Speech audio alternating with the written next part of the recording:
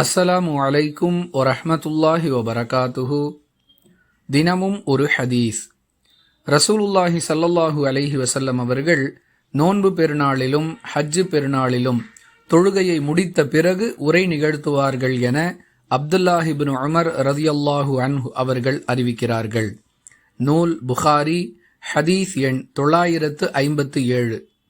அன்பிற்குரிய அல்லாஹுவின் நல்லடியார்களே, தொழுகை முடிந்தவுடன் பெருநாள் தினத்தில் மக்கள் விரைந்து சென்று விடுகிறார்கள் என்பதற்காக பல இடங்களில் தொழுகைக்கு முன்பே உரை நிகழ்த்தப்படுகிறது. இன்னும் சில இடங்களில் முதலில் உரை நிகழ்த்தி பிறகு தொழுகை நடத்துவதையே வழமையாக கொண்டிருக்கிறார்கள். இந்த இரண்டு காரணங்களும் மார்க்க ரீதியாக ஏற்கத்தக்கவை அல்ல. ஏனெனில் அல்லாஹுவின் தூதர் ஸல்லல்லாஹு அலைஹி வஸல்லம் அவர்கள் 2 பெருநாட்களிலும் முதலில் தொழுகையை நடத்துவார்கள், பிறகுதான் உரை நிகழ்த்துவார்கள் என்று இந்த ஹதீஸ் மிக தெளிவாக சொல்லுகிறது. நபி வழியை நடைமுறைப்படுத்தி நன்மையை பெறுவோம்.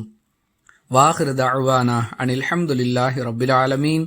அஸ்ஸலாமு அலைக்கும் வரஹ்மத்துல்லாஹி வபரகாத்துஹு.